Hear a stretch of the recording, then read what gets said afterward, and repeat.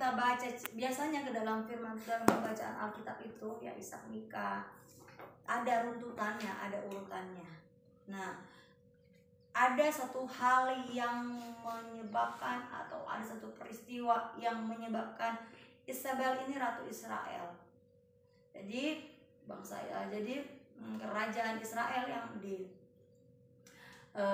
yang pemerintahannya oleh Daud dan Salomo, setelah zamannya Salomo itu terbagi dua, namanya kerajaan Yehuda dan kerajaan Israel. Nah, raja-raja Yehuda ini kebanyakan raja-rajanya takut akan Tuhan, tapi raja-raja Israel ini kebanyakan raja-rajanya tidak takut akan Tuhan, termasuk si Ahab yang punya istri namanya Isabel, ya. Isabel namanya orang yang menyebelin, ya, seperti itu. Nah, di pasal 19 ini kita sudah baca bersama-sama kebenaran firman Tuhan. Saya yakin percaya bahwa kita sudah lihat si Elia mendengar kabar bahwa ada seorang ratu yang namanya Isabel memberitahu sama orang-orang, kasih tahu sama Elia, kalau saya nggak bikin Elia sama seperti nabi-nabi saya, bukan Isabel namanya, gitu ya. Nah, apa sih sebenarnya yang melatar belakangi sampai Isabel marah begitu sama Elia? Kalau lihat di pasal 18, di sebaliknya di situ ada peristiwa Elia di Gunung Karmel. Nah, Elia di Gunung Karmel ini adalah satu peristiwa yang luar biasa, di mana ada banyak kira-kira 450 orang nabi Baal, ada 400 nabi Asyera, di situ lebih kurang 800 nabi. Tetapi yang disebutkan dalam ayat yang disebutkan di dalam pasal 18 ada di situ 450 orang nabi Baal banyaknya ditantang sama Elia.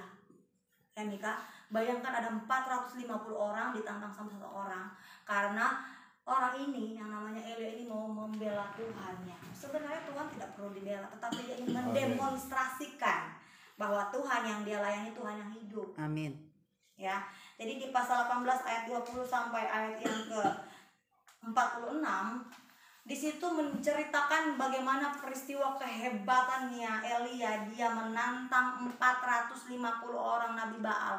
Ayo, kamu bikin persembahan, bikin mezbah, taruh persembahan, terus kamu berdoa sama Tuhan kamu gimana pun caranya, dan siapa yang persembahannya dibakar habis, itulah yang Tuhan yang hidup.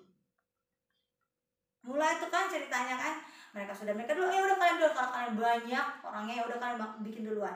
Mereka sudah bikin atur mezbahnya, mereka sudah taruh, kalau mungkin di situ ada bensin ditaruhin bensin, kalaupun ada minyak kayu putih, minyak tanah ditaruhin minyak tanah, ya udah mulai taruh persembahannya. Terus mereka sudah mulai menyembah Allah mereka. Mereka menyembah, mulai nyanyi, lama-lama mereka sudah mulai kerasukan. Ya, Elia bilang gini, mungkin Tuhan kamu lagi jalan-jalan, kenceng lagi ngomongnya, mungkin dia lagi tidur, mungkin dia capek. Ya, jadi Elia menantang mereka dengan gampang, karena Elia tahu siapa Tuhan yang hidup.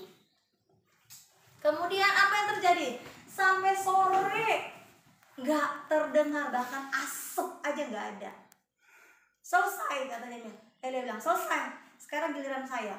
Dia mulai atur lagi mezbahnya, dia taruh persembahannya, dan yang anehnya di situ dia taruh air di persembahannya. Namanya barang kalau dikenain air bisa kebakar nggak Mika? Kertas kalau taruh air bisa kebakar nggak? Enggak, ini dia ambil bergalon-galon lah, kalau dia suruh siram, bahkan dia bikin got di situ, isi tuh got sama air.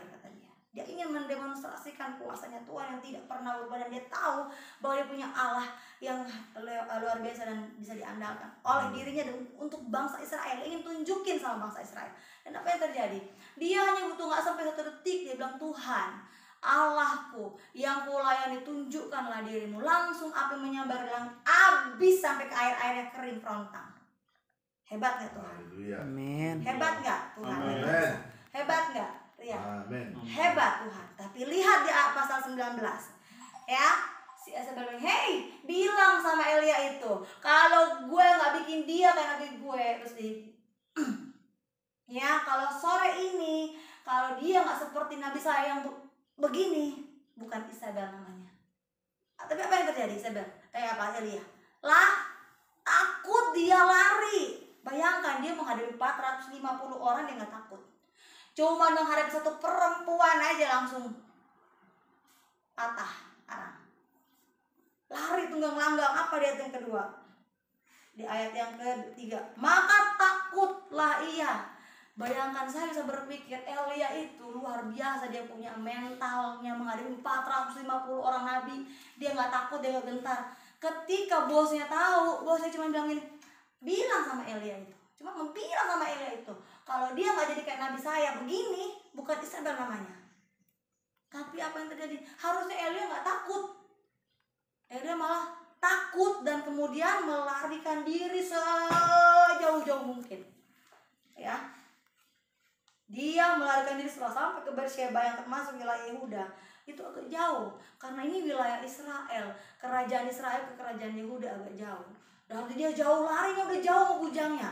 Tiba-tiba dia tinggalin juga bujangnya di ujung jalan. Dia lari seperjalanan jauhnya sampai ke dalam areal padang gurun tersebut. Berarti memang sudah jauh, saking dia takutnya, saking dia gentarnya, hanya mendengar perkataan. Kalau dia nggak jadi, kasarnya ya, kalau dia nggak jadi Isdet, sama seperti nabi-nabi saya, bukan Isabel namanya.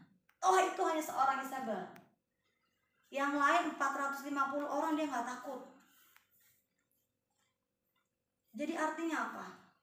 Manusia, sehebat-hebatnya manusia, dia pasti akan ada di titik nadirnya satu saat. Sehebat-hebatnya kita, satu saat itu akan ada di dalam masa-masa terpuruk dalam hidup kita. Ya. Mau sehebat apapun kita, saya enggak mempertontonkan kekurangannya Elia, enggak. Saya ingin menunjukkan bahwa siapapun manusia di kolong langit kecuali Tuhan yang adalah Allah 100%, Tuhan Yesus Kristus, enggak ada kekurangannya. Tapi siapapun manusia, sehebat apapun, dia pasti memiliki keadaan yang terpuruk dalam dirinya. Dia pasti pernah berada dalam keadaan yang terendah dalam dirinya. Dan mungkin saat itu adalah keadaan yang terendah dalam diri Elia. Padahal beberapa hari sebelumnya dia baru mengalahkan, baru mempertunjukkan, mendemonstrasikan Allahnya yang jauh hebat melebihi Allah-Allah yang disembah oleh nabi-nabi Baal itu. Tetapi beberapa hari kemudian dia ada dalam keadaan yang drop, dalam keadaan yang down, dalam keadaan yang seakan-akan hopeless, putus asa, nggak ada jalan keluar. Tetapi intinya bukan itu. Yang tadi saya katakan dalam judul firman Tuhan pagi hari ini, Allah itu mengerti. Amin. Elia bilang, Tuhan, saya mati aja deh. Saya nggak mampu menghadapi satu orang Isabel aja, dia, saya nggak mampu Tuhan. Saya mati aja. Tuhan itu bukannya Tuhan yang robot yang ketika diperintahkan matiin, enggak. Tuhan mengerti Elia saat itu ada dalam titik nadirnya dia, ada dalam titik terendah hidupnya, ada dalam keadaan terpuruk. Tuhan nggak langsung mengiyakan, ya udah kalau kau minta saya kasih, enggak. Tuhan tahu, Tuhan mengerti. That's why dia kirim malaikatnya ke situ. Pergi ke Elia, kasih makan, kasih minum. Tuhan mengerti apa yang dibutuhkan seseorang ketika dalam keadaan terpuruk. Makan dan minum. Amin. Yang pertama, Tuhan mengerti. Dan Tuhan nggak hanya sampai mengerti, Tuhan memperdulikan setiap orang-orang yang percaya sama Tuhan. Amen. Hambanya Elia sudah mendemonstrasikan kuasanya. Tuhan nggak bilang begini, Elia, kemarin kamu baru ngalahin 450 orang nabi Baal, kamu sudah memuliakan aku. Kenapa sekarang kamu mempermalukan aku? Enggak. Kenapa kamu imannya cetek? Enggak. Tuhan mengerti keadaan Elia saat itu sebagaimana dirinya adalah manusia biasa. Dia masih daging adanya. Berarti ada perasaan, bukan hanya perasaan berani, ada juga perasaan takut di situ. Tuhan memahami setiap ciptaannya. Itulah hebatnya Tuhan kita. Berapa miliar juta orang ada di muka bumi ini, Tuhan mengerti. Ini orang seperti ini orang seperti ini. Tidak orang memiliki iman sama, tidak semua orang memiliki iman yang sama, kadar iman yang sama. Dia tahu saat itu Elia dalam keadaan terpuruk. Tuhan Allah mengerti dan peduli. Tuhan mengutus malaikatnya. Misalnya malaikatnya namanya Mikah, pergi ke Elia, kasih makan, kasih minum sama Elia. Akhirnya pergilah malaikat Tuhan tersebut. Elia, ayo bangun, makan. Tiba-tiba dia bangun, dia makan. Dia lihat ada makanan, ada minum, dia makan. Tapi dia tidur lagi. Berarti dia benar-benar dalam keadaan yang sepertinya tidak tertolong dalam dirinya. Mentalnya jatuh sejatuh-jatuhnya. Tuhan tahu, Tuhan suruh dia makan lewat malaikatnya. Setelah dia makan, dia minum, dia tidur lagi. Saking stresnya dia, saking depresinya dia tidur lagi. Dibangunin lagi sama malaikat. Bangun, makan, minum. Kalau kamu gak bakalan kuat menghadapi pergumulan, menghadapi perjalanan kamu ke depan. Seperti itu kata malaikat. Pesan firman Tuhan pada pagi hari ini buat kita semua. Ketika kita ada dalam keadaan terpuruk kita harus ingat bahwa kita memang manusia biasa. Tapi kita harus ingat kita punya Tuhan yang luar biasa. Amin. Tuhan pasti gak bakal biarkan. Dalam keadaan terpuruknya kehidupan kita, dalam masa sulitnya kehidupan kita, mungkin kita merasa sendiri, ditinggalin. Bahkan mungkin terkadang kita menarik diri dari orang lain. Ada orang-orang yang mungkin sengaja mau menunjukkan empati, tapi kita bilang itu pura-pura. Kita bilang gak mau. Kadang-kadang karena kita merasa dalam keadaan yang terpuruk. Itu halnya wajar kalau ketika kita dalam keadaan terpuruk, dalam keadaan sulit, ada orang mendekat dengan kita dan kemudian mencoba untuk menunjukkan empati, terus kita menghindar. Karena memang kita manusia biasa, kita merasakan kenegatifan itu ada. Sama seperti dia melarikan diri, bahkan bujangnya aja. Bujang itu seorang kepercayaan asisten, aspri, sekretaris. Dia tinggalin, tunggu sini. Artinya dia merasa dirinya sendiri benar-benar tidak nyaman dengan orang-orang di luar di sekitarnya dia takut, terancam. Tetapi Tuhan tidak akan pernah membiarkan kita sendiri, dan Tuhan tidak akan membiarkan kita meninggalkan Tuhan juga sebenarnya. Masalah yang kami hadapi keluarga saya pernah ketika saya merasakan hal ini, ketika saya baca firman Tuhan ini, dan ketika saya mengalaminya sendiri, benar-benar saya pikir, oh beginilah perasaannya Elia. Putus asa, gak ada jalan keluar. The power of kata-kata. Ya, kekuatan dari kata-kata itu sangat-sangat mempengaruhi manusia. Bener ya? Hate speech itu di Facebook, ya di Twitter, di Instagram tuh kadang-kadang orang yang ngomong mungkin kita nggak kenal tiba-tiba berkomen sama kita siapa dia, terus langsung kemudian menjadi label dalam diri kita. Terkadang itu benar-benar terjadi dalam diri kita. Dan terkadang itu sangat berpengaruh dan menjadi hal yang jelek dalam diri kita. Kita terlabel seperti itu, padahal sesungguhnya Tuhan tidak melabel kita seperti itu. Tetapi ingat, seperti halnya Elia, Tuhan beri jalan keluar. Tuhan kasih pertama-tama bukan nasihat-nasihat segala macam. Tuhan kasih solusi. Kamu pasti lapar, kamu harus makan. Bapak Ibu Saudara yang berkati Tuhan, ketika kita dalam persoalan, ketika kita dalam pergumulan, yang paling pertama kita harus lakukan adalah makan dan minum. Makan dan minum dari sisi rohani dan jasmani. Ya, makan dan minum dari sisi rohani firman Tuhan. Persoalan datang dalam diri kita, baca firman Tuhan. Lewat firman Tuhan itu sudah menjadi solusi bagi kita. Amin. Dalam firman Tuhan yang kita baca dari Kejadian sampai Wahyu itu ada jalan keluar. Dalam firman Tuhan dari Kejadian sampai Wahyu itu memuat semua hal persoalan yang terjadi. Jalan keluar di dalam firman Tuhan. Makan firman Tuhan. Dan yang kedua, jangan malas makan juga. Karena dengan makan kita mendapatkan energi untuk menghadapi pergumulan dan persoalan. Dengan makan dan minum, oksigen itu naik sampai ke otak dan membuat kita berpikiran waras. Jadi meskipun ada persoalan yang mungkin membawa kita sampai ke titik nadir hidup kita, ingat jangan lupa untuk makan. Amin. Karena apa? Makan memberi energi, memberikan oksigen sampai ke otak sehingga pikiran kita waras. Warasnya gimana? Kita tidak berpikir jelek sama orang lain, kita berpikir positif terhadap diri kita, dan kita mengencourage diri kita sendiri bahwa kita mampu, kita punya Tuhan, tapi kita juga harus bertindak. Sama seperti Elia, kalau Elia dibangunin, Elia bangun makan, terus dia nggak makan, nggak bangun, dia harus bertindak. Sama seperti kita, Tuhan menunjukkan kasihnya, pengertiannya, kepeduliannya sama kita, sama Elia saat itu. Tetapi kalau kita tidak respon, sama aja bohong.